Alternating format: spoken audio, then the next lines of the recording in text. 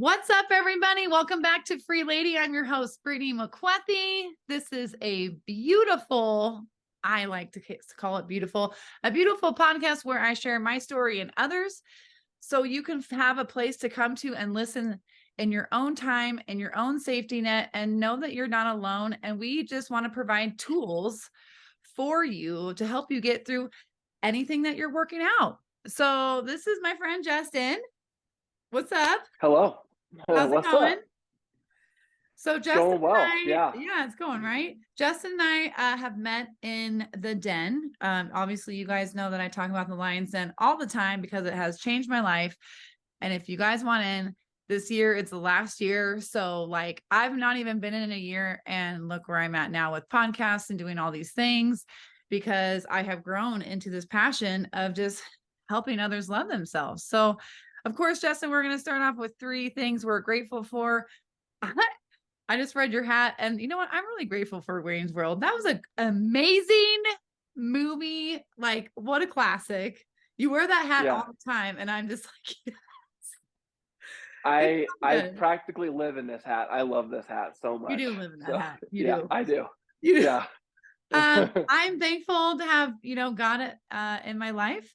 And I'm also thankful that recently I just have had all these just natural conversations with people and people wanting to come on my podcast, this channel. It's been really amazing. I'm so thankful that it's just like coming in and coming in. So I'm really thankful for that. What are you thankful for, Jay?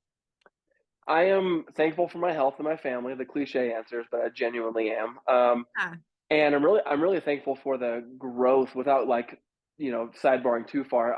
For the growth that I have experienced since going on my own in my own business last July. It's been crazy. I heard Ed Milet say one time that entrepreneurship is the greatest self-help program you can ever be involved in with the greatest compensation potential. And I'm right. definitely experiencing some of the compensation, a lot of the growth. So I'm very thankful for all the growth for sure. That's so cool.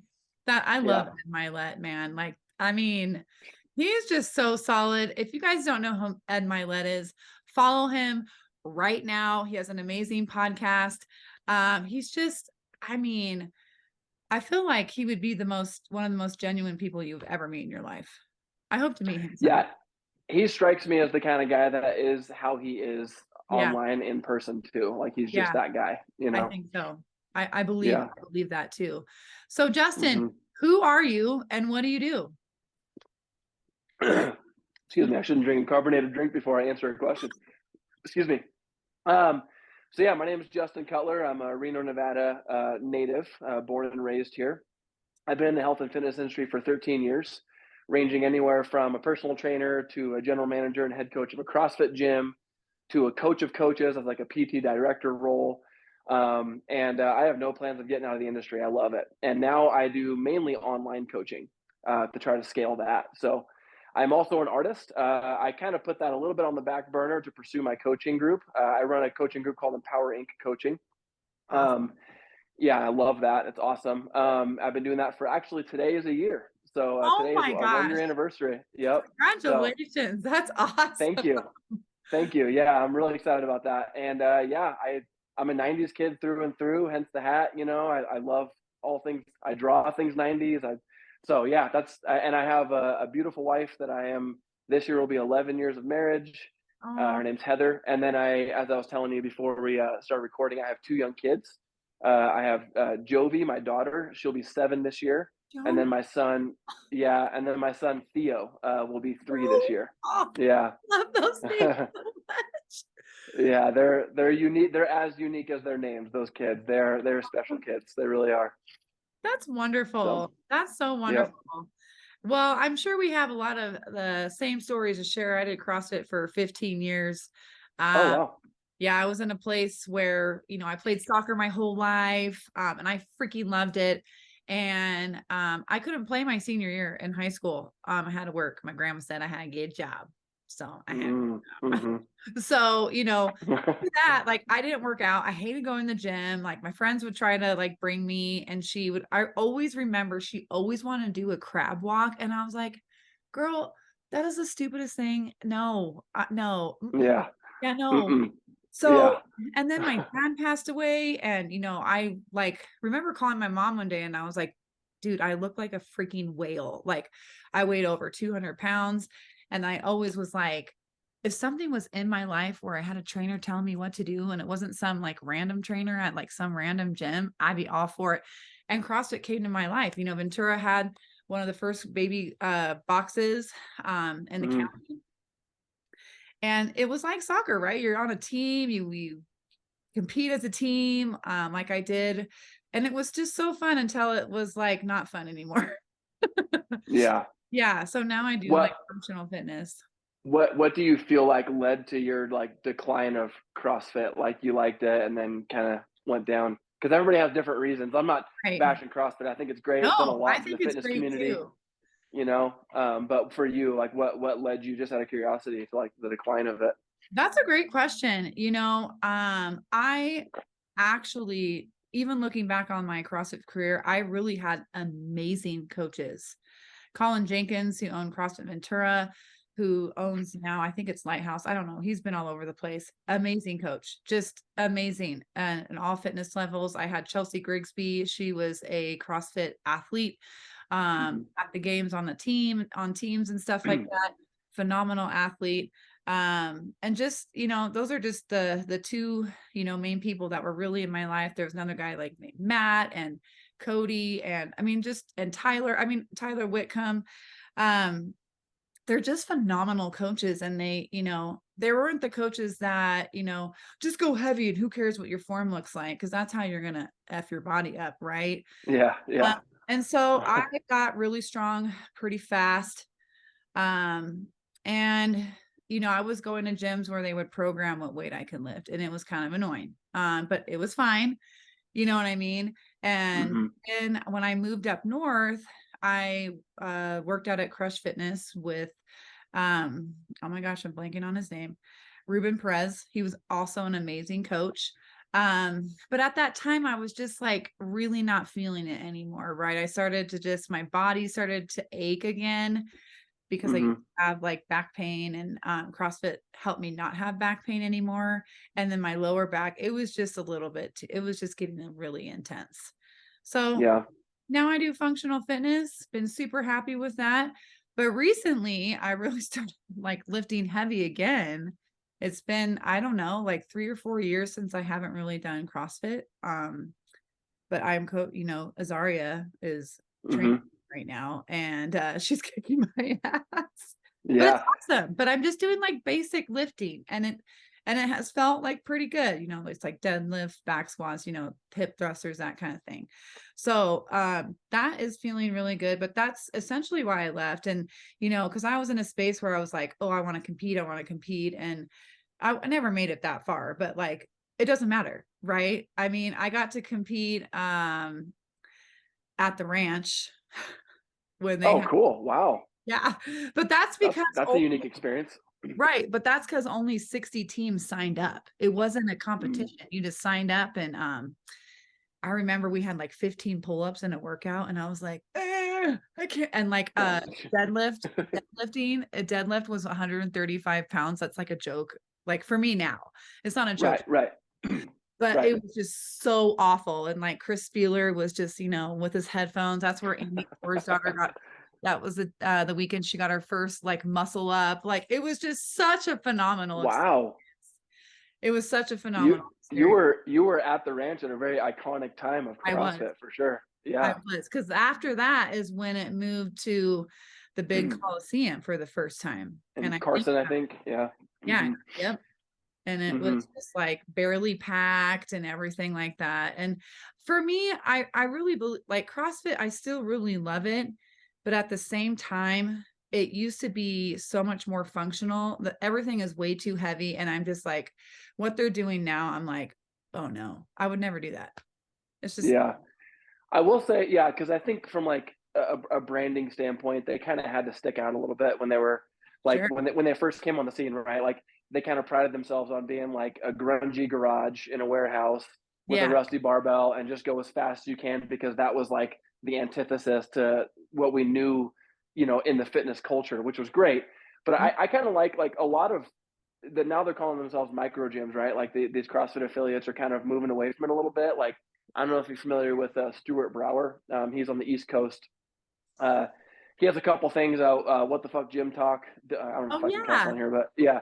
And then Respect the Tempo is his other channel, and Okay. he's all about like time under tension and stuff like that. Yeah. And like even in his CrossFit gym, I think it was called Urban Movement. He never let his people slam the bar because it's like, hey, control it on the way down. You're actually going to Right. get stronger. Like I Right. feel like CrossFit from a recreational standpoint is starting to mature a little bit that way, where it's like, hey, you don't have to RX the workout. You're a soccer Right. mom. You don't need to do a snatch. Like, why don't you just do some overhead presses instead and some squats? Because you're here to look better, for yourself and your husband and your kids. Like, not to go to the Right. games. So Yeah. I personally appreciate that. I feel like it's very slowly like a lot of the affiliates are starting to go, oh, we don't have to do snatches. Like those are Yeah. great, but we don't have to. Like, let's just get in shape. So but Right. yeah, you're right though. A lot of early on, it was go as heavy as you can, as fast as you can, because that's the model. You Right. know, For so sure. For yeah. sure. But I mean, like I said, I've met so many of my friends that I still have today. It was such a community, especially the first time I started. Like, there's 20 of us that are still really good friends. Maybe not 20, but I mean, but still, that Several. has blossomed into all these like different people that I know, and it's just really really cool. And I loved Olympic lifting. I thought it was so fun. I mean, I don't really see myself Olympic lifting ever again, but they had an Olympic lifting CrossFit meet for the first time, and it was here in Colorado. And that was, I don't even know how long ago that was. That was a long time ago. And it was just like really, really cool, just to kind of be around. Like Lindsay Valenzuela was there. Oh, And cool. still lifting like really heavy, but not as much as she went to like when she went into the games that year. And just being around really awesome people. And so it has really made my circle of friends like in the workout, realm, pretty tight and pretty significant. So it's really cool. So you used to own a gym and now you're just kind of like, what's your story behind that? Like, what made you get into fitness? That's a better question. Yeah, so I was the general manager and head coach. I wasn't the owner, but I was the main guy for the day to day operations and leading all the coaches. So what made me get into fitness? My parents were both relatively high level athletes. Like my mom was a really pretty high level softball player, Oh, no. and then my dad was actually an Olympic alternate in the javelin in the 1984 games. What? Yeah, and That's bad. he was a freak athlete. Like at his prime, Brittany, he was like 270, and he's like the most humble guy. Like he'll never tell you this stuff. Like I always have to be the one sharing this. Like my dad's amazing, but he was 275 in his prime, but could run like a 4.240. He had like a 40-inch vertical leap. He could stand underneath a hoop and dunk a basketball. Like I mean, in 1 year, you talk about Olympic lifting. He went from never snatching to snatching 285 in like 10 months. Like Oh he was one of those my guys. God. He was one of those guys. Like, cool, great. Like, thanks for making me feel inferior, kind of guy. But he was so humble about it. Oh my God. And so yeah, fitness, health and all that, like, was kind of always a thing in our home. Like, we were always in sports and stuff like that. Yeah, I grew up an overweight, unathletic kid though. Like, believe it or not, like I was very action figure, video game, stay inside, occasionally ride my bike if I have to, kind of kid. yeah. Um, so yeah, about 12 years old, my dad still had his weights because he actually coached back when the men, when UNR, University of Nevada, had a men's track program. They're bringing it back, but when they had it before, he was a coach there. Oh, And that's when that program ended, he got all the weights, and so we had the bench and all that stuff. And so yeah, 12 years old, me and my brother were doing back squats and deadlifts and cleans and stuff. And so that was the barbell. Like I don't do a lot of barbell stuff now, but it'll always be my first love with fitness. Like I love the barbell. totally same. Same. Same, yeah, cool, yeah. There's nothing like the For barbell, sure. yeah. There really is. Um, yeah, and then so I did that for a little while, and then as most kids, like I didn't really take it super seriously. I was like, I'm a kid, I want my action figure. And it wasn't until about sophomore year of high school that I started playing football. So I started lifting more and getting some positive attention for like being athletic. So I was like, oh, okay, here we go. And then I actually was in very preliminary talks my senior year with the Tigers and the Angels and a couple of D1 colleges with baseball. And then after my third start, I think I tore my labrum 3/4 of the way around. Which, for those listening, your labrum in your hip and your shoulder. If this is the bone and this is the socket, it's the cushioning around it. And Oh so my God. without that, you have bone to bone, just so Yeah. very painful. Mm, So I went from 10 calls a week with scouts to 0 as soon as they found out I was injured, and that mm, just led into partying and not really knowing what I was, because my career plan was pitching the World Series. That was it. That's what I was gonna do, and it was going that way. So it didn't. And then after some partying and kind of being done with that, I just realized, like, well, I like fitness. Well, it's time to get a job, first of all. um, I like fitness and I like helping people. So, okay, I'll coach. My dad was a coach. Like, maybe I could do this. I never thought it would turn into what it is today. In fact, my first job ever was at this 24-hour fitness in town, which is closed now. It was dumping snow, and I was in my little 97 Isuzu rodeo, like mobbing up this snow hill, just like praying I could make it. I made it, and I got there, and the head coach met me. His name was Don, and he was like, "Hey, you're the only one that came today, so you're hired. Like, you're the only guy that came, so you're hired." And we had like 15 people slated to show up. So yeah, and then kind of the rest is from there. I was there for like 9 months, and you know, I benefited, but I hated it because just their model wasn't very good, and yeah. just kind of led to where it is today. Honestly, Wow. so yeah, I want to talk to you for a second about what your mental capacity was when you knew that you weren't going to become like a pro baseball player, because I'm sure that kind of hit you really hard. And of course, like, I'm not saying that partying is bad, but at the same time, I feel like there is a point in our lives where we do have to let loose and kind of experience these things.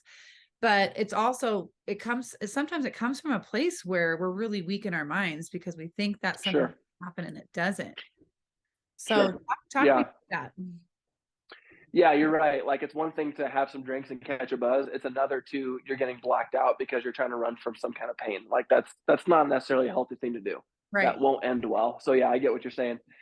So yeah, honestly, like I said, when I was growing up, I got a lot of negative attention for being overweight, and I got picked on a lot, and I was a punk too, so some of it was warranted, but I got picked on a lot, and so then fast forward, I start getting some positive attention from people, Mm, from girls, from friends. I'm in these social circles that I like wasn't allowed in, but now I'm an athlete, so now I am, right? mm, And so that became my identity, and then when my shoulder got hurt, that was all stripped from me. And because I kind of lost touch with some of the people, right? Because I only was in those circles because I was a good pitcher, not because of who Justin was, right? mm, And so that was just pulled out from underneath me. And so, yeah, and I was already partying. It's not like I turned to it, like I was already partying. I just, what kept me from going off the deep end was like, I got a game tomorrow. I can't drink tonight. But right. now it's like, I mean, I went from drinking a couple nights a week to drinking every night pretty much. Wow. Because yeah, like blackout too. It was, yeah, there was one month, and this is not bragging, like just to illustrate how bad it got. Like, there was one month, it was the month of June after my senior year of high school.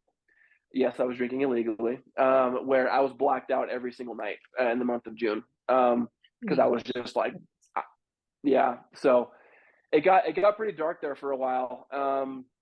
Getting stoned all the time, drunk all the time, and nothing wrong with that stuff unless, like I said, you're using it for that. So my Right. mental capacity was one of the lowest points of my life, to be honest. Which is funny looking back, right? Like, Yeah. as we get older, our world expands, but back then it's like, this is everything to me. My life is over at the tender Absolutely. age of 19. It's like, you're 19, Absolutely. dude. You're barely begun. Yeah. Obviously you don't know that, you don't have that perspective back then, and so I thought my life was over. And so I was like, well, screw it. I'm just going to party and then eventually get some, bullshit job and, you know, go from there. So yeah, my mental capacity was pretty bad for a long time. I tried to go back to baseball. So I spent a year rehabbing my shoulder, and then I tried to go back my sophomore year of college, and it just wasn't the same. Yeah. Like, I was, I was in a college called Feather River, which is about 45 minutes from here in Quincy, California. And my life was here. I was entrenched with my friends. I had a long distance relationship at the time, and I was just I just and I wasn't. I think secretly I was afraid to get hurt again because it was so devastating that I couldn't really ever like turn it loose and like throw hard again. Huh. And so I was just I was there for a year and a half, and I quit mid year, my second year there, and I was like, I'm just done. Like Yeah. I'm wasting time. I'm wasting money. I can go to college here if that's what I want to do. Like so I Right. came back. And just to kind of finish this loop, what pulled me out of it was my cage fighting career. What? Was still I was still kind of treading water. You know, that's one of the things that attracted me to Sean. I saw that he did that, and I was like, hey, me too. Um, I was still kind of treading water in life, and I was at this event called the Rib Cook Off, which our town does every year. And I ran into a buddy of mine who I grew up playing ball with, and his name was Mitch. And I was like, Mitch, you look great. What have you been doing? And he was like, well, I'm a part of this. Like, it was basically like a fight club, honestly, because it was in this garage. It That's wasn't even at a gym. awesome. My coach, shout out to Rich Montoya, I probably won't see this, but he was the WEC light heavyweight champion for a while. And so yeah, I just joined this bad news Bears version of an MMA team, and called Battleborn MMA, and it was awesome. It was honestly one of the coolest times of my life because I trained for like a year just because, well, nothing wrong with some self defense. I need something to get good at. I need a reason to not go out on Friday nights, you know. And so Yeah. Hell yeah. after about a year, my coach approached me and was like, "You're pretty good. We got some fights coming up. Do you want to do that?" I was like, "Okay." And I won by unanimous decision. And I have a picture of like when they, because I didn't know it was a decision victory. I didn't know that I won until they said it. And the look on my face, if you've ever seen Rocky 3, you Yeah. know, where like at the end when he defeats Clubber Lang and he was just like overcome with emotion, like Yeah. that's where I was at because I felt like that, you know, with the mental capacity you asked about, that part that I lost that was like dead, it was like it was back. Like that Oh, part of that's me was so back. fucking cool. Yeah. Uh-huh. So that was really cool. So yeah, I did 3 more fights and then I hung them up after that. Yeah. And Mhm. I hope you know that like to have the mental capacity where you were at your lowest to try again in your baseball career, like that's something that you should be really proud of because it got you to where you are today because you took a chance of trying it again, right? And you learned Thanks. Yeah. that like, you know what I mean? That okay, Mhm. I tried it again and you know what, this isn't for me. And once you learn that, you close that door, something else open, right? And like when Sean talks about giving violence a chance, I mean, there's so many people that like freak out about that when it's like it's really about self-defense, people, like, and other Mhm. things attached to that, right? And it's a really great thing to know how to fight and prepare yourself for anything, you know, just as we should teach our kids that. And that is really cool that you got to like, you know, be a man in a ring and like punch it out and just get your endorphins and your mind right and your heart right and your body right. It's a whole package. And it's Yeah. neat that you were able to blossom through that. And you probably had no idea that that was going to come out of that, right? Like, No. yeah, Not at all. Honestly, again, I wasn't even planning on competing. I just wanted something to do, honestly. But I really enjoyed it. I'd already been a fan of the UFC, like, you know, because back then it was just there was one card every month, so it was like a big deal. That was yeah, like Chuck Liddell's heyday, so it was like, oh, let's right. watch the Chuck fights, you know, and so MMA was already a part of my life from like a fan standpoint. But Mhm. yeah, I didn't plan on it. Like I went there because it's funny, like when you have nowhere else to go, you tend to be a little more open to options. You know what I mean? Like Right, I didn't have anywhere else to go. You know, like I was like, what am I'm partying, and that I've been doing this for years, and it's not getting me anywhere. So sure, okay, I'll come to your fight club. You know, yeah. and like you said, I'm so grateful that I said yes to that. It's Mhm. like Scott Travis, you know, you know, say yes more. I've heard him say that, and it's totally true. Like Ed Milet quote, like your best ability is your availability. Just like make yourself available to things. You know, like you never know where it's going to lead. Because to this day, like I learned so much about like, wow, I'm so much more capable than I thought I was because no one was, I didn't have like a program for my fights. Like I had 10 weeks to lose 30 pounds for my fights, Yeah. and I didn't do it the right way. Like it also led me into some eating disorders and some body dysmorphia, but Wow. I'm grateful for that too because it's made me the coach that I am today too because I can come Right. alongside people that are doing some extreme things go, hey, it's your life, but let me tell you how this is going to end if you go down Right. this road, because I've been there, you know. Right. So, but I'm ultimately I'm really grateful for it all, because it's shaped me in a lot of ways that I like you said, I did not have that in mind when my friend Mitch invited me to the fight club. Like I had Yeah. no idea, you know. But somebody had that in mind for you. Yeah. Right. And I didn't know him before. I didn't know him back then either. I didn't know God back then. So Yeah, that was that part was of the going to be problem. my next question. So, Justin and I had a really amazing conversation last weekend that I was entering. And I want to talk about this just for a second. Now, in my past, if someone asked me a question, against like my beliefs and what I believe in, I would get really, really defensive. And in that moment, when I was asked, like, because I was just in a car accident, if you guys seen my previous episode, and someone asked me if I saw a fatality, would God be so great? And I was like, well, it didn't happen. So of course he's great. And then I further extended, I live in the present moment. I can't think about the what ifs, because if we think about the what ifs, we can literally make our minds go crazy. It's just something I'm so thankful for. And I was talking to Justin at the same time, and we both believe in God. It's really amazing to have him in our life. It's okay if you don't. It really is. Just Totally. find a Totally. spiritual community that works for you, just so you can give your hands up to somebody else. I promise you, it'll help you in your life. And if you have questions about it, ask Justin and I. And so she asked me, um, you know, well, I have, she had, obviously she had these issues of, losing her mom, and like, she talked about, well, all these things are great, but like, how do you feel about like gun shooting and, like rape and stuff like that? And this is where Justin helped me. And this is where we had this wonderful conversation just about, he said, well, of course, God doesn't give us everything that we want, just like how we don't give our kids everything we want. And God gives us what we need. And going back to, Justin's going into like the fighting, God gave him what he needed. And so Hmm. it was just a really beautiful thing. And it turned into a really beautiful conversation with this person, because she understood what I was saying. And, I understood what she was saying. It came in from such a respectful place. I feel like when we put ourselves like out of the defense mechanism, we can really just understand that, like, hey, I'm just being asked a question. I can respect you for that if you respect me. And it came out of, in the end, of just love, and like, that we all recognize that we're gifts in this world. It was really beautiful. And I really appreciate, you helping me with that. Of course. Well, Yeah. and I just want to commend you, because you sent me a screenshot. You shared with me the conversation, and I want to commend you because, like, this person asked a valid question. Like, she asked something to the effect of, like, is it safe to say that God is not good all the time? And with someone that doesn't have the humility like you do, and the love for other people like you do, Brittany, that conversation could have gone sideways in a hurry.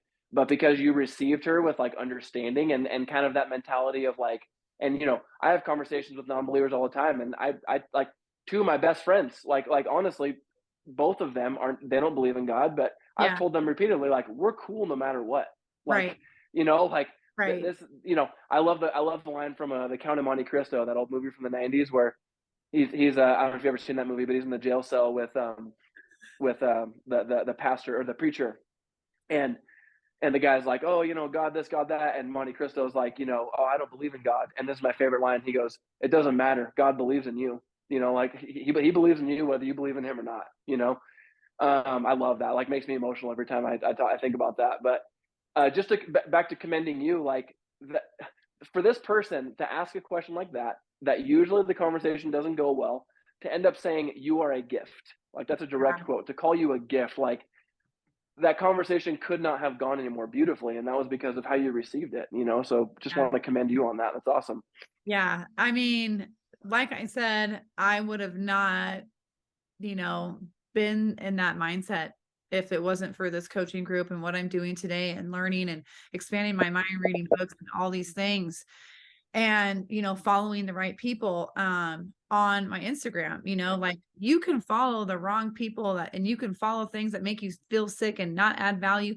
I challenge you to delete all these people and follow people that are going to ignite your fire, that are going to help you pull you into that next level, because without that, I wouldn't have been able to have that conversation with her. And, she did come at me very respectfully, which was so, so cool. And I've known her for a long time, and she's an amazing person. And like, it was just a really cool thing for me to be like, cool. And it was so neat. You were texting me at the same time this was going on. I felt like God put you in my life in that moment. I really, Mhm. I That's appreciate cool. you, Of so course. I'm honored. let's talk about that for a moment, because you talk about God a lot, and I love how you talk about him. I really do. I love how you share how you feel, his words and everything like that. When did God come into your life, and why? Yeah, it's a good question. He tried to come into my life multiple times, and I said, nope. Yeah. So, um, the first time he tried to come into my life, my mom, it was actually 2008 was one of the roughest years of my life, because that was when baseball officially ended. And this is like a sob story. My best friend was murdered. And then my mom got cancer all in the same year. Oh, And God. I'm happy to say my mom has been in remission ever since, and she's as healthy as ever, and she's now the best grandma in the world, and still the best mom. But it was a really rough year, and my dad and my mom were actually both saved through that experience of my mom being healed. And Wow. so my dad was I was still living with them at the time because I'd just come home from college and stuff. And um, so I saw my dad like get into the word and all this. And because I was, elbows deep in partying and stuff, he'd always try to talk to me about it. And I was always like, I don't want to hear any of that. Like, you're Yeah. just, you're just trying to act a certain way now. I just didn't want to hear any of it. And so that was kind of the first brush with God that I can recall. And then when he really came into my life was in like 2010, 2011. My wife, Heather, we knew each other in high school, but then we lost touch. And then we started hanging out in late 2010, and she was just coming out of a rough patch of her life too. And she invited me to church, and I was like, "Sure, you're hot. I'll go, whatever." And so, straight up, that was my reason of going for Yeah, like that's the first okay. few months. That's I was okay. like, I was like, I want to date you, and so if this is what you're into, yeah, sure, I'll go. And in fact, I'll never forget that after the first time I went with her, afterwards, she was like, "So what'd you think?" And I was like, "It was cool. There was live music. They talked about life, like whatever." Mhm. But going to this church that I'm still a part of today. In fact, January was 12 years in the church. Livingstones is what it's called. The pastor at the time, Harvey. So I go to this church, and I'm expecting like all these robes, because I'd never really had a church experience. Like, I grew up kind of agnostic, like there's something out there, but I don't know what. Right. And so I expected like, and then I'd gone to a few funerals in like a Catholic church and stuff. So that was my perception of like what church is. And nothing wrong with Catholicism, but there's Right. differences between that and non-denominational Christianity. And Yes. so, Yes. um, so here I am. The dude is up there on stage in jeans and a t-shirt talking about how he used to be a white rapper and sell drugs. And he's like, I need grace just as much as you guys. Like, I'm nothing special here. I was like, it's like, did I go into the wrong building? What is this? You know? And so it really struck me. But like I said, I went for Heather for the first few months. And then the sermon that I wasn't saved at this sermon, but what really kind of made me think and go more for myself was he was talking about how our love, like how we love others, whether whatever we want to say about it, is it tends to be like, I feel this way for you, therefore I will devote myself to you, right? Mm, Like, I love you, therefore I'll be there for you. He was mm, like, God's love is the exact opposite. God's love is devotion and then emotion. mm, Like, I am devoted to you. You are my son. You are my daughter. I see all of your stuff, all of your darkness, and I'm choosing to love you, not in spite of it, but with it. Like, yeah. I'm not forgetting it. I see it, but I love you anyway. I love you because I love you, which that's hard to accept, right? Because like, it's it's scandalous in a way, because that means there's nothing we can do to earn favor with God at first. Right. But that's also freeing, because that means there's also nothing we can do to take it away. Right. Like, that's liberating, you know? When it's a gift, there's nothing you did to deserve that gift. All you can do is say thank you and live accordingly, Right. right? Right. And so that's the gospel, right? Is God loves you, and while you are yet sinning, saved you, right? Not, oh, now that you clean yourself up, okay, now we can talk, you Yeah. know. So, like, look at the heroes of the Bible. We have fishermen, we have shepherds. Like, these were the low lifes and the dirty people of culture. Tax collectors, they were the traitors of Jewish culture. Like, they're straight up traitors, and those are the people that Jesus beelined it towards. Yeah. Like, that should say something about, like, oh, if I went to church, the walls would burn down. It's like, did you know that Paul, who wrote 2/3 of the New Testament, killed Christians? Like, did you know that? Because, like, so anyway, yeah. So that was the first. That was a sidebar, but that was the first sermon that really woke me up. And then uh, June 1st of 2011, Harvey was preaching, and I'd been going for 6 months, right? And he was like, "Some of you men out there, you've been coming here for 6 months, and you haven't, accepted Jesus into your heart. You haven't really started embracing this whole thing." And I was like, "Is he talking to me? I've been going here for 6 months." And actually, Heather and then one other person were the only people I knew. His name was Rick, and he was a fighter, and he was also one of the pastors there. And so yeah, I was like, man, it's time to buck up, because it was a sermon like directed towards the men. Like, Right. there's a verse in the Bible. I think it's in one of the Corinthians, where he says "andrigeste," which in the old languages is stand firm, like act like men. Yes. Stand firm in the faith. Yes. And so he was like, y'all men are playing. Like, you're playing this back row Christianity. Like, you need to step up. Like, God needs leaders. God needs people. God needs men to step up, you Yeah. know? And so I've always responded to that call of, like, time to step up, And so, yeah, June 1st, 2011, that's when I really officially met God. That's awesome. He sounds like a great pastor because he's being real. Yeah. He's Yeah. being real, he's being honest, he's speaking his truth. He's not like trying to make it all cookie cutter. I mean, just what you just said, that's what it sounds like. And that's really cool to find pastors like that. Like Daniel and I went to church a couple weeks ago when I was out there to Scott and Ann's. It's not their Hmm. church, but it's a church that they go to. And Scott's like, Brittany, I mean, I haven't gone to church in 20 years. I feel like a box, like I don't like this shit, but I paint Jesus and I don't know why. And so he was like, it's a church that is outside of the box, just talks about like how we love God and God loves you. And there's nothing to it. And it was like that. Hmm. And it was really, really cool. And Scott and Ann got to speak about, their story about how she just had a brain tumor. And then the recent picture of Jesus that he painted was the first time that he recognized why he was painting Jesus. And it was just a reflection of Scott, of like, Hmm. be somebody. This is why you paint me, because I'm here and I'm listening, and you are me and I am you. And it's just such a beautiful story to witness. And I was like, Awesome. I really liked that church.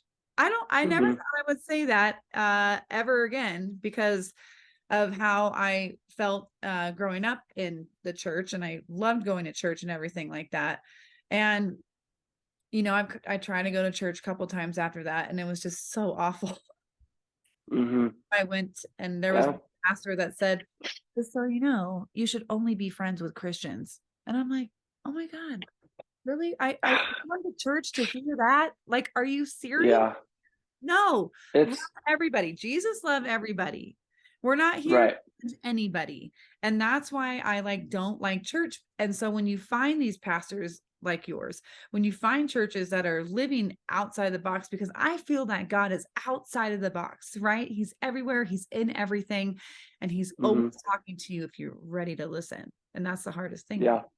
is be open and willing. Well, I mean, it's tale as old as time, right? Like, you read the Bible, you look at like the Pharisees and all them, like, these are people that had the entire Old Testament memorized, and so they're like, I'm in a great standing with God because look at what I can recite.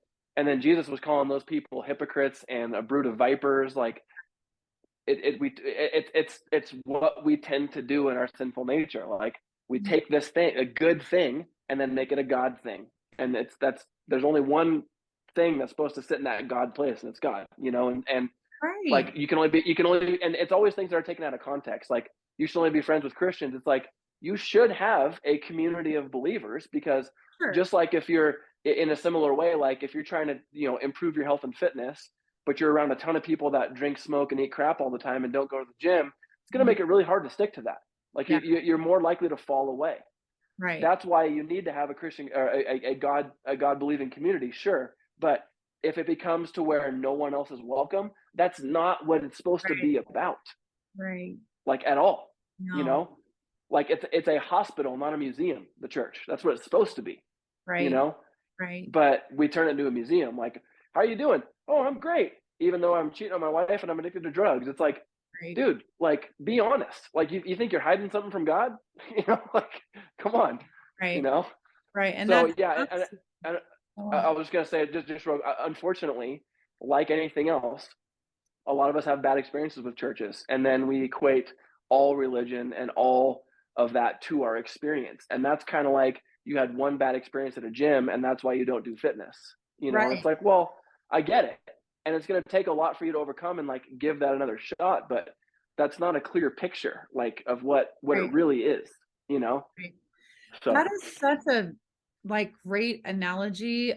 Because I mean, so many people quit after, one bad experience. I had a bad experience in the church, like everyone, found out that I wasn't a virgin anymore in the big church. And I went to, right. That, and, we were dating for a long time. I waited a whole year, until we had sex and everything like that. And it was really special and it's still special to this day. Um, and so when I walked in the church, nobody talked to me. yeah, Nobody, pastor, that I have been going there since I was little until, one friend of mine, she's like, yeah, it was in like the big church paper about you. And so everyone knows. And I was like, wow, okay, that's great. yeah, Oh, and I tried to go again and same thing happened. And so I don't know why it didn't leave a bad taste in my mouth. I stayed spiritual, but I had a really hard time, like, saying God. I didn't say I believed in God. That's what my thing was. I didn't say I believed in sure, God. Um, but I did in my mind. I just felt embarrassed to say it until Lions Den Live last year, when all these beautiful guests, the guest speakers were there telling their story. And it wasn't until anything really changed until they put their knee down to God. And that's when I did in the hotel room that night. And, that's it's been awesome awesome. ever since. Just really like, you are my friend, you are my family, you are up there, having my back always. I know Yep, he has my back in everything. And and that's just a great thing to have peace with when you are going through a lot. And it's just like you can have bad experiences in everything that you do. You either give up forever or you be like, okay, that didn't work for me. I'm going to try something else. Don't ever give up, yeah, ever stop, because you will show yourself that you're not a quitter no matter what. yep. Love yourself. Yeah. And, let's be clear, like Jesus does draw a line in the sand and say, like, you're either for me or against me. And a Yeah. lot of people take offense to that because it is a hard pill to swallow. But when you look at your relationship with God as just that, a relationship, like, do you want your spouse to only be half in, or your boyfriend and girlfriend, or do you want them to be all in with you? Right. Like, so why is your relationship with God any different? Why is it okay for you to be half in with God? Right. Like, why is that offensive? Because it calls us to task. There's some things that we got to change in order to live for Him. Like, but the cool thing is God works from the inside out. We tend to make it the other way around. We work from the outside in. But Right. He, I love Harvey, the pastor. He always says Jesus makes sin not fun anymore. Like the things that are going to lead to destruction in your life. Like for me, I still dabble with pot. Like I like a gummy here and there, and I still have a Yeah. drink, but I'm For, not getting hammered anymore because yeah. my kids don't deserve a grumpy hungover dad in the morning. Right. But B, like I just started to see the futility in it once I started following God. Like this, you're right. Like this doesn't lead anywhere good to do this 5 nights a week. Yeah. And it wasn't. That's what people get twisted. They on the outside it looks like I'm trying to not drink anymore so I can be a good Christian. When really it was from the inside. It was like I don't want to. It's like junk food. Like I used to eat junk food all the time. I have a pint of Ben and Jerry's in the freezer I just bought this morning. I'm going to crack open, but I'm not having it all. I'm not having it all the time anymore because I can't have as much anymore because it Yeah. doesn't having that much doesn't serve me anymore, and it's my Right. body. It's not even me trying to behave. It's like, no, my body will reject it, you know? Right. So it's kind of the same, but I I'm totally glad get I'm that. I'm glad for you that you gave it a second shot, and not, again, not from a stance of like, so you can go back to church and just do the Christian thing, but like, again, it's there's power in community in any capacity, you know? And so the fact that you guys gave that another shot, I think that's great. Yeah, and then, the community that I have grown, it is all of that, you know what I mean? And I was telling, Daniel this Saturday night, like, I don't really go out anymore. Plus, I live 45 minutes downtown, and so, and I'm a homebody, but I love, being around people and having fun. I love dancing, everything like that. And it was my coworker's birthday, and they were gonna go out like to a silent disco like at 9. And I was like, well, if you want me to go out, you gotta take You're me. like, You gotta take me, right? And so we went to like my favorite taco shop, and they have like really great margaritas. They make like their lime juice in house without all this crap sugar. That's why I like it, right? But they're like this big. And, I had two, and, I wasn't buzzed or anything. I just really enjoyed the flavor and the tacos and the, chips and salsa and whatever. And even though like I'm always paying attention to my macros, because you get into a zone where you're like paying attention even throughout the weekend. That's just how I am. But I was like, okay, like enjoy yourself for this night. You're going to get back. I really wanted to work out on Sunday. I didn't want that to get in the way. And so, sure. but I just didn't care to like drink anymore.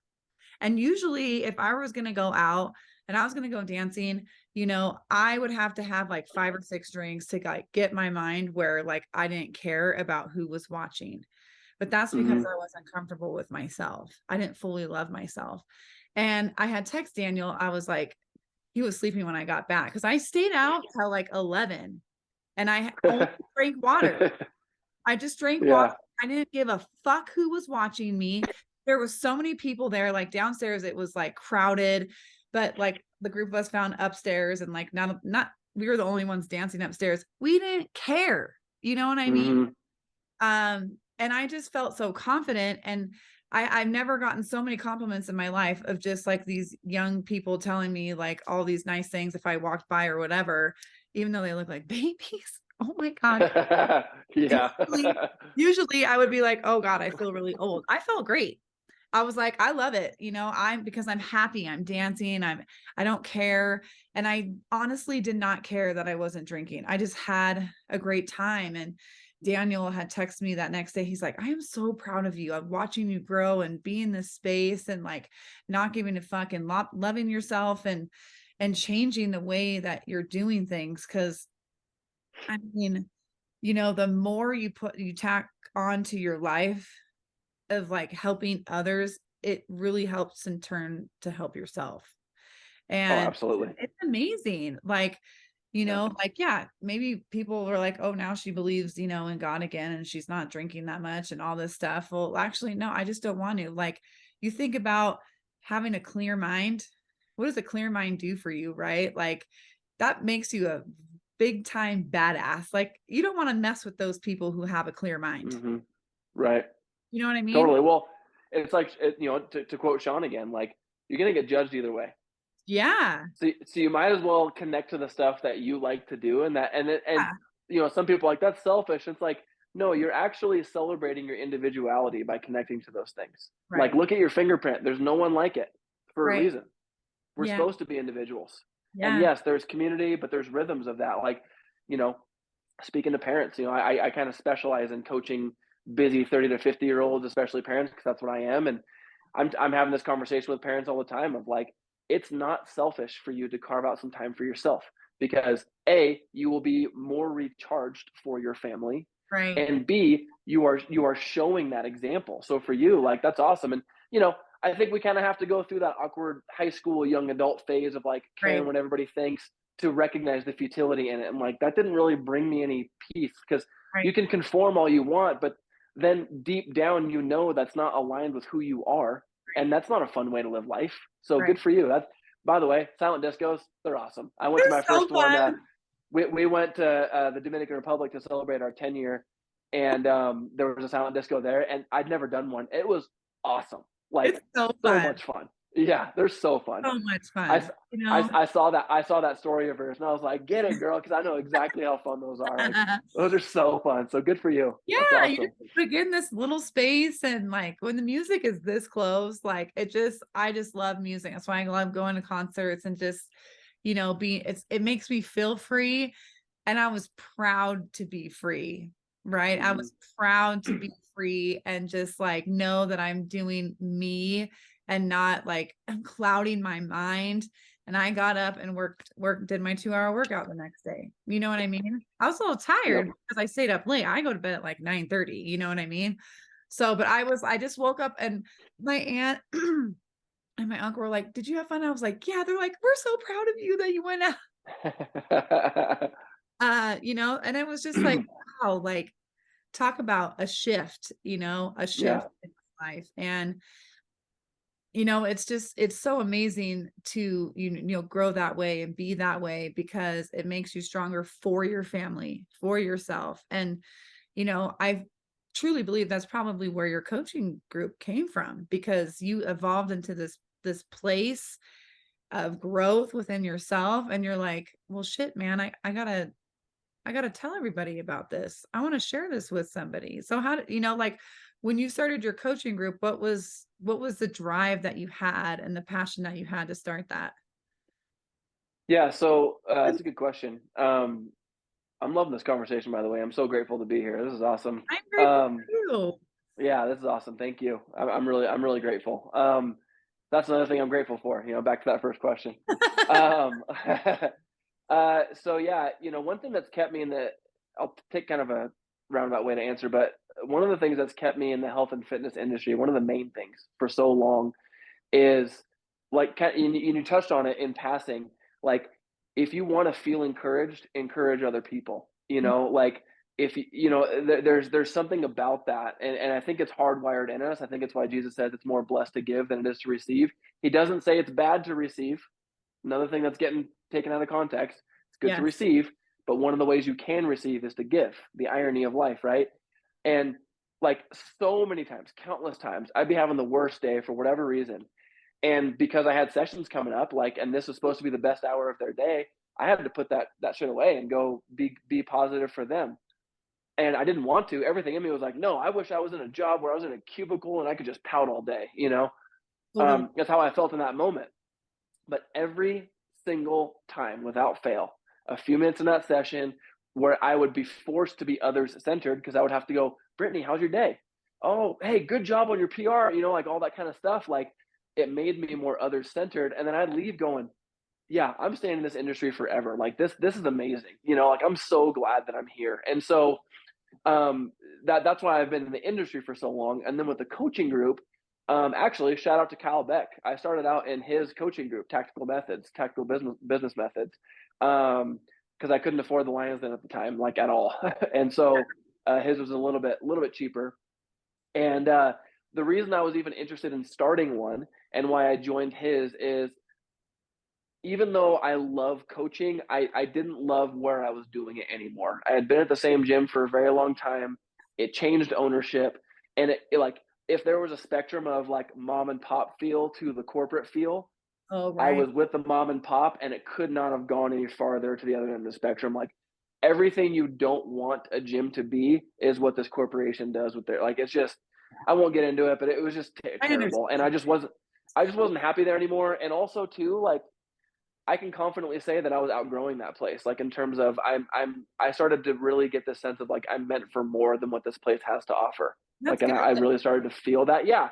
And I'm because I'm still friends to this day with the former owners. Actually, Brandon is in the Lions Den. He's the one that got me in the Lions Den. He actually shout out to Brandon and Amber because I was at Lions Den live.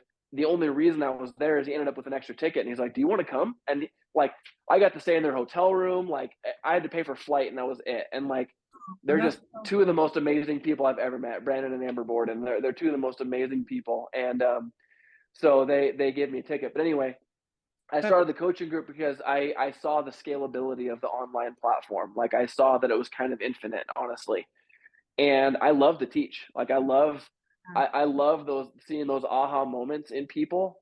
like Mhm. how I said I experienced when I was training for fights, like I can do so much more than I thought. Like Right? one of the ladies in my coaching group, Julia, who's been in my coaching fold for like 5 years now, and followed me to this group. Um, she credits, like, I can only take a small part because she's got to do the reps, she's got to eat the food, like it's her. I was only a small part in it, but she said because of our time, she was able to speak up in her marriage and say that they needed counseling, and now they're like better than ever. She was Wow. able to speak up at work and ask for a supervisor role, which she got. Like she just had this new sense of vitality because of that. Like, so knowing that I had a small part in that, Mhm. that's why I love coaching and why I wanted to do a coaching group so I could extend my reach more than just people in front of me. Yeah. Um, and so I started it a year ago today. And back then it was called Truth Equals Freedom because I was like, we're going to talk about truth, and which was great. But then I kind of realized like I still talk truth. There's nothing but truth. But my lane, what I have authority to speak on is health and fitness. Like that's what I have authority to speak on. And so, we still talk about life stuff, obviously, because none Yeah. of this matters if these two things aren't in the right place. Right. Um, that's what it's for. And so that's why I started it. That was kind of a long answer, but No, I love it. That is so yeah, cool. I mean, when you have that, when you gain that power of who you are, but more of the passion, and that's kind of where I stepped into this role too, is, doing hair. I'll be doing hair for 20 years. And I talk to people all the time. And I've always had a niche of, just listening to somebody and just loving on them, not giving advice, just loving on them.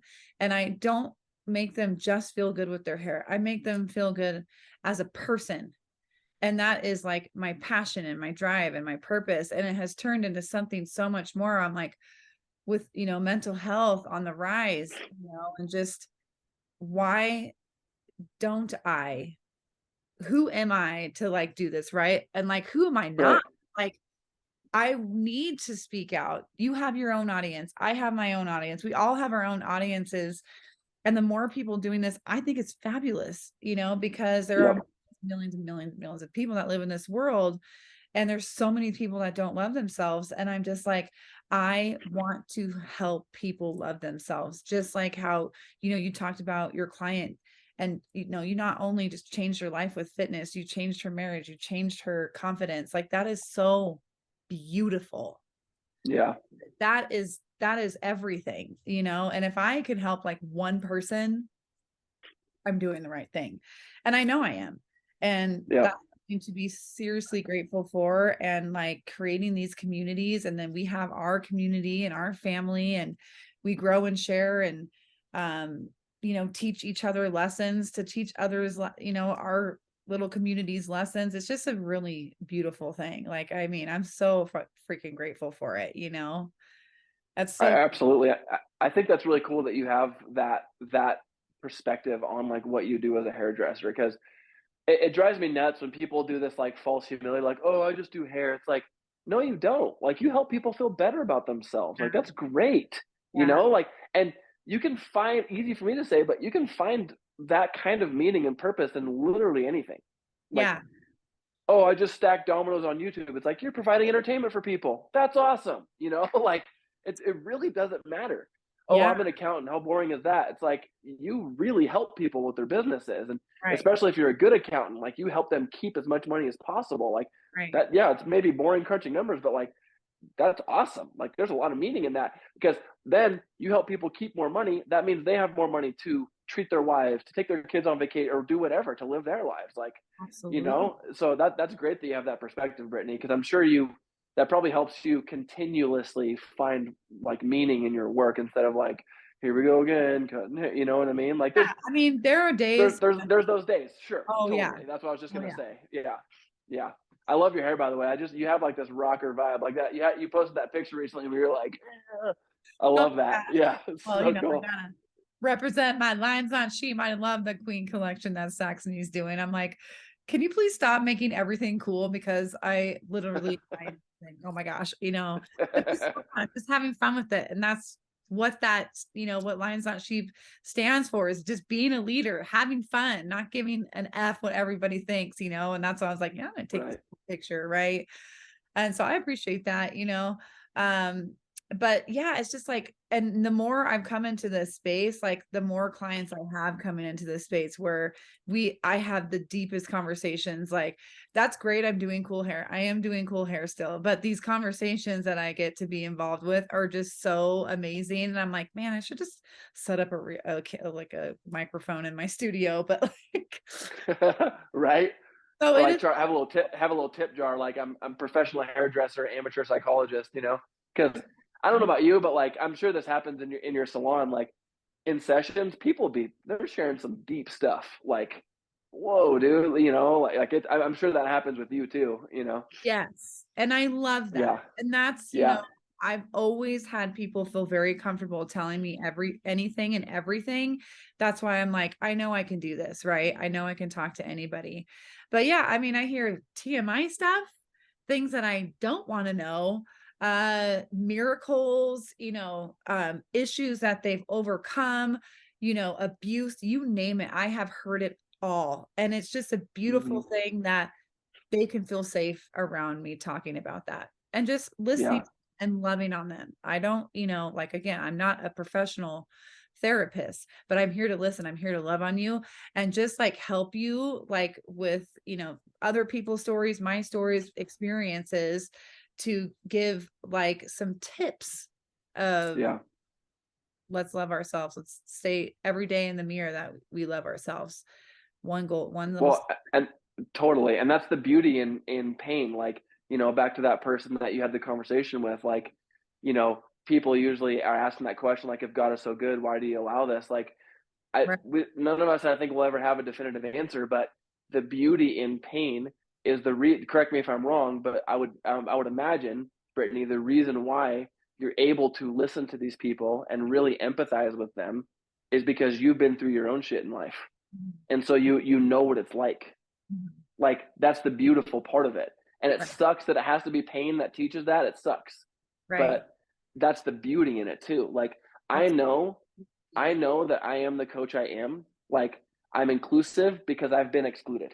Yeah. I praise people when they, enjoy themselves on vacation because I've been obsessive about nutrition and I know that it doesn't end well. Like that kind of stuff. Like, you can, if you have a lot of people use their pain as a reason to not be other centered, when really it should be you use your pain to be other centered, because now you can reach people at such a deeper level Right. because you know where they're at. You've been there. Like, you can feel that with them, and Right. it just makes you such a better, more effective person, like, those people feel comfortable sharing that with you because you have ears to hear and Yes. and a soft heart because of the stuff you've been through, that's Absolutely. beautiful.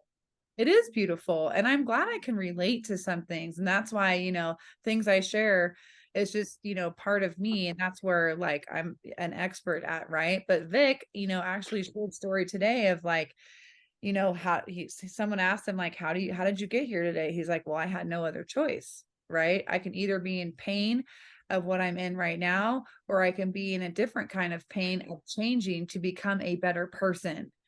I don't know if you saw that video that he did, but I was like, Hmm. like, Yeah. yes, Yeah. you're gonna be in pain and in every single way, but it's going to be more painful if you stay in the same circle of doing the same things and nothing happens, nothing changes, nothing comes from that. There's no growth. Right. You're literally planting a seed and there's no water to pour on it. So Yep. start all over. It's going to be painful, but it's going to grow into something so beautiful and so whole and so unique because it's you. And that's, the whole thing is that people don't want to go down that path of loving themselves because it's hard. It's hard. Hmm. But, Yeah. the hard work is what's rewarding and beautiful and everything like that. And, I'm glad that you also get to experience that and share your story and relate and have people relate to you. I think it's so beautiful. And I hope you continue to do what you're doing. It's so great that you've done that for a year. Like, I mean, that is Yeah. Thanks. so awesome. And I hope it just continues to grow and blossom for you. Thank you. Yeah, I appreciate that. And it is. They say in business you have your hockey stick seasons where it's like, and then Yeah. I'm thankful to say that I'm in one of those right now, which is great. And honestly, shout out to Azaria because she was willing to hop on a call with me a couple weeks ago because I was like, okay, you're obviously crushing it in the online training space. I know I'm a good coach. I know there's more for me in this online space. What's missing? Like, help me Yeah. connect here. And so I had this plan of like, okay, tell me about your lead generation, your lead nurture. And she was like, tell me about you. And I pretty love much the her. conversation, I know, right? Pretty much the conversation ended with her going, you need to declutter your life and you need a lot more clarity in your life. And I promise you all those things will come. And again, hockey stick because I've gotten more clear, honestly. And so shout out to you, AZ. Like you helped me a lot on that, honestly. Writing out my chief goal 5 times a day and all that. It's helped a lot because my personality, I come from a family of people pleasers. And so my Mhm. personality, my propensity, and I have since owned this and kept the good parts of it, but also started to grow out of the parts that weren't helpful. Right. But my propensity was always struggling with inner vagueness of like, because I wanted everyone else to be cool and the peace to be kept, I would just attach onto whatever everybody else was feeling and never really like connect with like where I was at. Ooh. And you can imagine the detriment there, especially in your closest relationships, And ever since I've started to celebrate my individuality and my uniqueness, and you know what, I do like Marvel movies, and like I like to draw, like all these things. Like Yeah. I am a much better person, friend, husband, father, all of those things, Mhm. And so I'm grateful for the clarity, and they say that to teach is the final stage of mastery because you have to articulate it in a way you never have before. Yeah. And so for you with these podcasts, like I'm sure you've grown already, Brittany, but I'm looking forward to the growth potential that you will have just by having conversations with people because you come to realize things as you're speaking them a lot of times, like as you're talking it out loud. Yeah. And so I have personally grown a lot because of Empower Inc. And all the coaching that I've done, and I'm really excited for you and the growth that you're gonna experience too. I appreciate that. I appreciate it. And I love having Yeah, this family, right? Like we can go to anyone in the den and yes, let's help each other. And I love, Azaria is so like that. She's the sweetest person like ever. And she's so knowledgeable and she's so like spiritual. It's just so beautiful. And we do need to celebrate our lives. I used to be a people pleaser too, where I was stepping down into their power, which was a low power. yeah, Right, where I really have learned to like we got to pull them into our power and our level so we don't get affected by them, but we teach, we love, yeah, you're there. But not yeah, going level is protecting our power, it's respecting ourselves, and it's celebrating who we are. That's a yeah. beautiful thing. There's there's this book that really changed things for me in this space. It's called "The Top 5 Regrets of the Dying." It's a very morbid title.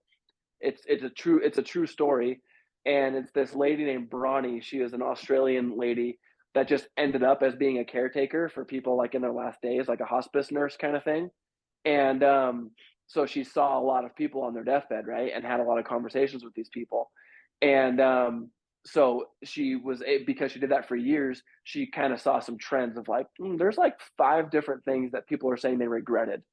One of them was not living a life true to themselves. Hmm. You know, like I went, and now it's too late. Like there's this one Yeah. story of this lady that had this like super suppressive husband and stayed together for the kids and all this, that, and the other. And she never really spoke up because she was just trying to keep the peace for the family. And now she was like in tears, like it's too late. I'm gonna die any day. Yeah. Like, and that's it's hard to sit with that. And I think this is part of the problem. Like it's hard, Right. it's uncomfortable to sit with that. But the reality is, 1 out of every 1 people die. We're all gonna die. Like Yep. Sean always says, you could be dead by dinner. And and yeah, I mean, you're not celebrating. I keep saying it. You're not celebrating your individuality. Like you are a better person. If I don't do those things because of my family. It's like you could be better for that family if Yeah. you just took a little bit of time to yourself. You Right. know, and for you, like there's this quote that says something to the effect of, "The graveyard is the richest place on earth because there you will find so many unfulfilled dreams and businesses that weren't started and conversations that weren't had.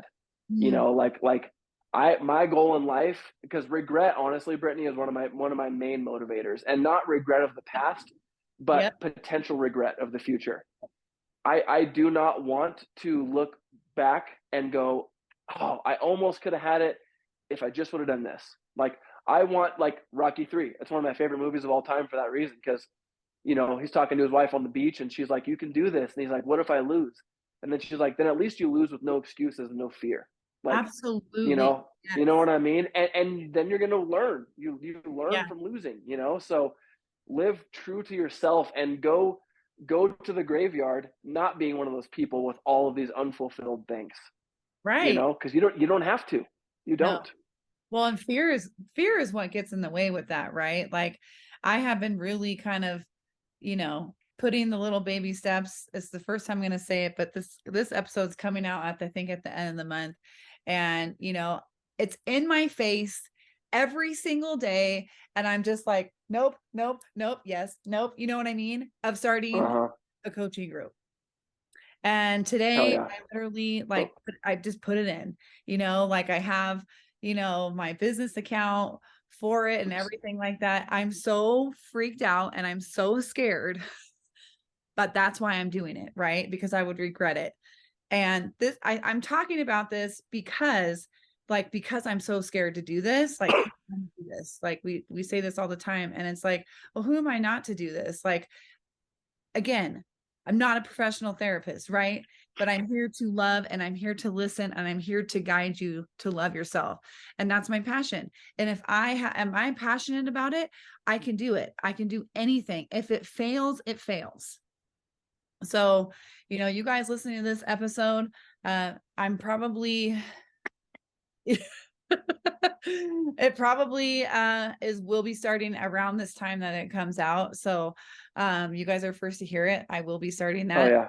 get more information on that because why not, why not love on the most of everyone that you can? That's what it's Right. about, and not regretting like, what if I could help more people? And that's what I Right. want. Well, and best case scenario, which is very likely, you give people just a little nugget that helps change the course of their life. Totally. And it's always the stuff that we say in passing that we felt like had no impact, and it's that one thing is something that someone's been chewing on for 6 weeks that they've been working on. Like, oh, I didn't even realize I said that. Like I can't tell you how many times that's happened in my coaching experience. Like, oh, I was just kind of messing around when I said that, but like, wow, that's great that helped you. Like we tend to overlook those things, and that's a very likely thing that's going to happen for you, because you I know we don't know each other that well, but in our short time, like you are an empathetic person, you're a driven person, you have a story, you're empathetic with people, and that's really what people need, is just people don't feel heard, and they feel like they have to hide behind this facade of this with social media and all this. Like, it's just, the more we can stick to truth and actually hear where people at, a lot of people just don't feel seen and heard. So even if that's all it is, like that's a win. Right. I Like agree. it's just a place where people feel seen and heard. But it's going to be more than that. Yeah. I really appreciate that. That's so like, Yeah. thank you for seeing that in me. I just, I mean, that helps me drive it more. Right. And that's why I come into these interviews with, I don't write anything down, like whatever needs to be said, just like you said, like we're literally saying what you need to hear. And I'm talking to you, Yeah. audience. I'm Yeah. talking to you right now.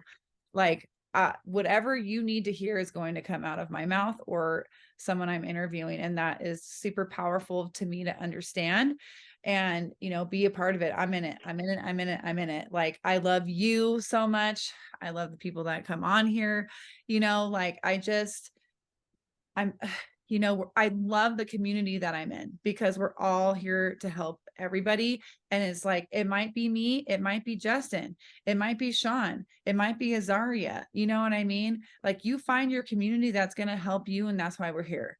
So Right. I'm not going to judge you if you don't want to come in my coaching group. I'm not going to judge you if you don't want to go into Justin's. Like, but please, like, don't be afraid to find your community. So with that said, I Mm-hmm. know you got to pick up your daughter, Justin. So like, to end this like wonderful conversation I've had with you. This is so beautiful. Like, thank It you. has been, yeah, of course. What is one thing that you want to tell the audience right now is how to overcome your fear? Good. No, this is good. I just want to, I have answers. I just want to like make sure it's well thought out. So I like quotes because it just helps put legs on things and it helps it feel more tangible, you know? And so I'm going to quote Alex Hormozy, who I learn a lot from. If you don't know him, follow him. He, especially with business stuff, he is a savant with it. But and this isn't a knock on affirmations, because I think there's tremendous power in speaking things out, because neurologically our subconscious brain believes whatever we say out of our mouths, like scientifically. Yep. Like like so there is truth to that, but it can't be only that. It has to be met with action, right? And so it says that self-confidence isn't achieved by shouting affirmations in the mirror every morning, but by building an undeniable stack of evidence that you are who you say you are. Outwork your self-doubt. And when it comes to fear, the fear gets bigger and bigger the longer we take to step into it. And a lot of times when you step on the other side, you realize, wow, there was actually nothing left to fear. This is Theo, by the way. Hi, Theo. Hi, buddy. There's nothing left. The fear wasn't really that big. Like I had fears of starting a coaching group, and this is coming from someone who's taught this for 13 years. Right. Who am I? I'm so glad I did. And you never know where it's going to lead. So to answer your question, step through it. Like, just send it, and don't be afraid to fail, because failure is the most information rich source you can have. Absolutely. If you choose to see it that way. Failure means you're trying. That doesn't mean you suck. It means you're trying. Yeah. And then it's going to give you direct feedback. It will not lie to you. Absolutely. It's not like your mom or your sibling will like, hey, it's okay, you're great. It's like, it'll tell you what you need to work on. Yeah. And so as far as fear goes, step on the other side of it, because you will find that more often than not, it's not as big as you made it in your head. And you're going to be so glad you did once you stepped on the other side. So true. It's so true. That was wonderfully said. I hope you guys all write that down. I will put everything about Justin in the information box below, his Instagram, and follow him. He has a lot of really great information he shares on Instagram. So thank you, Justin, so much for coming on today. I really appreciate it. Thank you, Brittany. And I hope you go to the March Fly-In, because I'll be there. All right. Yeah, we'll see. I'll try for sure. Thank you so much. Thank you so much for your time, Brittany. I appreciate you a lot. All right. Thank you so much. We'll see you next time. Bye, guys. Okay. Talk to you soon. Bye. Try that one.